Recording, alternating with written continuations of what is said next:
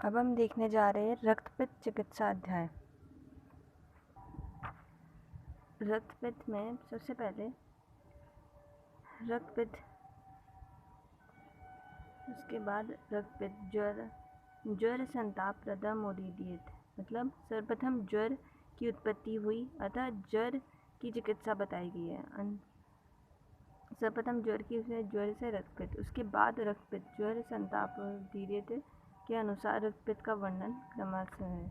अब रक्तपित्त की चर्चा कौन से देश में रक्तपित्त का प्रारंभ हुआ। रक्तपित्त जो होता है पंजाब प्रदेश में प्रारंभ हुई। जितेंद्र अग्नि के समान देदीयमान मोह रहित भगवान पुनर्वसु को प्रणाम कर अग्निवेश ने कहा कि हे भगवान, रक्तपित्त हेतु लक्षण निदान पहले बता चुके हैं। मतलब ये इम्पोर्टेंट है, इसमें कौन से देश में हुई है रक्तपित्त का प्रारंभ, किस में हुआ है? पंजाब प्रदेश में, पंचांग।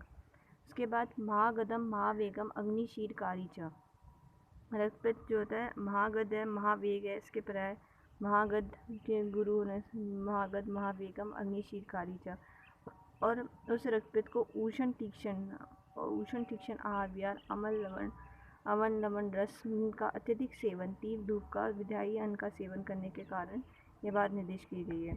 और ये लक्षण जानने से महागत क्योंकि है, लक्षण जानने वाले चिकित्सक को महारोग महावेग अधिक तीव्र होने से जिस प्रकार तृण समुदाय शीघ्र ही नष्ट हो जाते हैं, उसी प्रकार शरीर को शीघ्र नष्ट करने वाले के कारण इस रोग को रक्तपित्त रोग को शीघ्र ही चिकित्सा करनी चाहिए। उसके बाद है रक्तपित्त की संप्राप्ति। रक्तपित्त की तैत हेतु भी समुक्लिष्टम पित्तम रक्तम प्रपद्यते तद्यो निष्त्यासन प्रपन्ने च वर्धते तत् प्रदुष्यत। उसके बाद रक्तपित्त की संप्राप्ति में बताया गया है कि उपयुक्त कारणों से बढ़ा हुआ पित्त जब अपने स्थान से निकलकर रक्त धातु को प्राप्त होता है, तब वह पित्त, जैसे बढ़ा हुआ पित्त अपने स्थान से निकलकर रक्त धातु में जाता है, तो पित्त रक्त से उत्पन्न होने के कारण रक्त में जाकर अधिक हृदकंप बढ़ जाता है और उसे दूषित भी कर देता है। तो उस पित्त की ऊष्मा से मांस आदि धातुओं में द्रव धातु निकलता है और वो रक्त वाहिनियों में जाके रक्त की वृद्धि हो जाती है। ठीक है, जैसे आमाशयगत रक्तपित्त दूषित रक्त द्रवभूषण वो इम्बैलेंस हो जाएगा, वो फिर क्या मांस आदि धातुओं में जाएगा और फिर द्रव धातु निकलेगा और रक्त वाहिनियों में रक्त की वृद्धि होगी। रक्तपित्त में कौन से पित्त की बात की गई है? रक्तपित्त में रंजक पित्त की बात की गई है। जैसे श्वेत में भाजक पित्त होता है, पांडु में साधक पित्त होता है। रक्तपित्त की निरुक्ति क्या है? संयुगा दूषणात् हेतु सामान्य गंधवर्ण्यो रक्तस्य पित्तमाख्यात रक्तपित्त मनीषी भी, मतलब रक्त और पित्त इन दोनों के संयोग होने से, पित्त द्वारा रक्त की दुष्टि होने से तथा पित्त गंधवर्ण तुल्य हो जाने से उसे लोग पित्त को रक्तपित्त कहते हैं।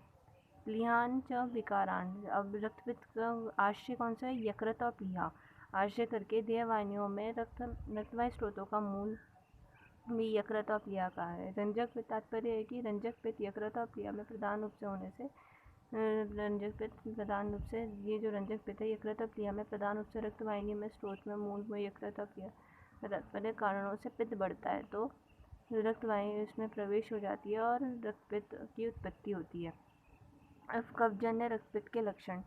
कफजन्य, यदि रक्तपित्त में कफ का संबंध होता है तो निकलने वाला रक्त गाढ़ा पांडु वर्ण का चिकना पिच्छल होता है। और वातिक रक्तपित्त के कारण जो होता है, वातिक रक्तपित्त के कारण जो होता है रक्त में। अब कफजन्य रक्तपित्त में क्या है? सांद्र स पांडु स्नेन पिच्छल कफानुबंध श्याम स फेन तनु रूक्ष वातिकम, मतलब इसमें यह है कि रक्तपित्त में कफ का संबंध होता है तो निकलने वाला रक्त कैसा होता है? गाढ़ा और पांडु वर्ण का निकलता है और पिच्छल होता है। और वातिक रक्तपित्त में लक्षण वातिक रक्तपित्त के लक्षण, यदि रक्तपित्त में वायु का संबंध होता है तो निकलने वाला रक्त जो होता है श्याम रक्त वर्ण का झागयुक्त पतला और रूक्ष होता है। समझ आया? मतलब कफ का संबंध होगा तो निकलने वाला रक्त कैसा होगा? गाढ़ा पांडु वर्ण का चिकना पिच्छल होगा। वातिक रक्तपित्त के लक्षण जो होता है, रक्तपित्त में वायु का संबंध होता है तो रक्त जो होता है श्याम वर्ण का होगा, उसमें पांडु निकल रहा था, इसमें श्याम होगा, रक्त झागयुक्त पतला निकलता है।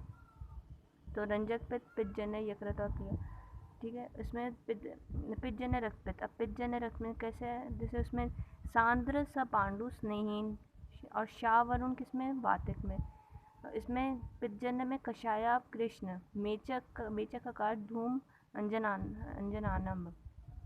इसमें यदि रक्तपित्त में प्रधानता हो तो निकलने वाला रक्त कैसा होता है, कषाय की तरह कांति वाला, गोमूत्र के समान, मेचक। ठीक है, मेचक क्वेश्चन आता है, मेचक आकार कौन सा होता है, मेचक अनेक रंग मिला हुआ, गोमूत्र के समान और अंजन के समान, द्वंद्वज एवं सनिपातिज रक्तपित्त जो होते हैं, मिले हुए रक्तपित्त होता है, वो पित्तजन्य रक्तपित्त होता है। ये रक्तपित्त में के कारण यकृत और प्लीहा में होने वाले रंजक पित्त ही है। ठीक है, ये रंजक पित्त से अतिरिक्त चार पित्त कुपित होकर रक्त के संबंध में रक्तपित्त कहा जाता है। अब इसकी साध्यता देखेंगे। रक्तपित्त की साध्यता में जो रक्तपित्त एक दोष से अनुगत होता है वह साध्य होता है, जो दो दोषों से अनुगत होता है वह याप्य होता है। एक दोष होगा तो वो साध्य होगा, दो दोष होंगे तो याप्य होंगे, अनुगत होंगे, और तीन दोषों से अनुगत होगा तो असाध्य होता है। ठीक है, एक दोष होगा तो साध्य होगा, दो दोष होगा तो याप्य होगा, और तीन दोषों से अनुगत होगा तो असाध्य होगा। और जो मंदाग्नि वाले पुरुषों में जो रक्तपित्त होता है, वो निकलने वाला रक्त जो तो चाहे अनुगत हो या चाहे दो अनुगत हो, दो दोषों से अनुगत हो, तीन दोषों से अनुगत हो, तो वह असाध्य होगा। साध्यता समझ आई? क्या होता है, एक दोष से अनुगत होता है तो क्या होगा, साध्य होगा। दो दोष से अनुगत होगा तो दो दोषों से होगा तो याप्य होगा, तीन दोषों से असाध्य होगा। मंदाग्नि वाले पुरुषों में चाहे एक हो, चाहे दो दोष हो, चाहे तीन दोष हो, वह असाध्य ही होता है। रक्तपित्त में द्विधा गति जो होती है, ऊर्ध्व गति, अधोगति, ये दो प्रकार की गतियाँ होती है। तो इस विषय में निदान स्थान में कह जा चुका है। अब गतियों का वर्णन, इसमें कितने छिद्र होते हैं, सिर में 7 छिद्र होते हैं, 2 नाक, 2 कान, 2 नेत्र, 1 मुख, 1 अधोगति। ठीक है, उसके बाद तो गिनी जा सकने वाली रक्तपित्त की गति आंतरिक गति भी बोलते हैं। आंतरिक गति के अर्थात अंत करने वाली, मृत्यु देने वाली गति और साध्य गति होती है। अतः ऊर्ध्व रक्तपित्त जो होता है वो साध्य होता है, ऊर्ध्व रक्तपित्त। उसके बाद रक्तपित्त की असाध्य अवस्था, जो रक्तपित्त जैसे ऊपर से नीचे के मार्ग में अत्यधिक वेग से निकलने वाले कुणपगंधी, जो कुणपगंधी हो गए, मुर्गे के गंध के समान, अत्यधिक काला, कफवात दोनों दोषों से युक्त। ठीक है, कंठ से आकर रुक जाने वाला, सभी उपद्रवों से युक्त निकलने वाला, हल्दी रंग, ठीक है, नील हरा ताम्र दिखाई पड़ने वाला, तथा जो व्यक्ति क्षीण हो गया हो, खांसता हो, तभी रक्त निकलता हो तो वह अच्छा नहीं होता। रक्तपित्त की साध्यता में जैसे एक मार्गी जो रक्तपित्त हो, जो रोगी बलवान हो, अनेक वेग से रक्त ना निकलता हो। ठीक है, नूतन रक्तपित्त हो, शुक्र काल से हेमंत और शिशिर ऋतु में उत्पन्न हुई तो उपद्रव ना हो, रक्तपित्त साध्य होता है। ठीक है, मार्गल और ऊर्ध्व। अब चिकित्सा में याद रखना, ऊर्ध्व में होगा तो लंघन तर्पण करते हैं, अधोग में तर्पण और पेय, वो अभी हम पढ़ेंगे चिकित्सा। अब रक्तपित्त की संप्राप्ति में स्निग्ध आहार विहार का महत्व, स्निग्ध रूक्ष उष्ण का महत्व। ऊर्ध्व रक्तपित्त में निकलने वाले रक्तपित्त का कारण जो होता है स्निग्ध उष्ण आहार विहार है, क्योंकि ऊर्ध्व में से जो निकलता है उसमें कफ का अनुबंध होता है, तो इसकी कफ अनुबंध होगा तो स्निग्ध उष्ण आहार विहार के कारण ही निकलता है। और अधोग रक्तपित्त होगा, उसमें वात का अनुबंध होता है, तो इसलिए पित्त तो होगा ही, उसके साथ वात का अनुबंध होता है, तो उसका कारण क्या है, उष्ण रूक्ष आहार विहार का कारण है। और उसके बाद रक्तपित्त में दोष संसर्ग, तो ऊपर के मार्ग से निकलने वाले रक्तपित्त में कफ का संबंध, अधो मार्ग से निकलने वाले रक्तपित्त में वात का संबंध होता है। ठीक है, उसके बाद ये इम्पोर्टेंट है, अक्षीण बल मांस से रक्तपित्त यदांश तद्वित दोष उत्कृष्टम नादो स्तंभन मरती। रक्तपित्त में चिकित्सा उपक्रम में जिस रक्तपित्त का बल मांस क्षीण न हुआ हो, उचित भोजन किया हुआ हो, ठीक है, ऐसे रोगियों में जो होता है दुष्ट उभरने वाले जो होता है प्रारंभ से